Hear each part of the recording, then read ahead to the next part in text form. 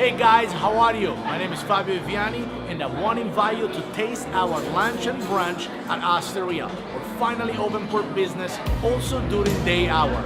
See you there.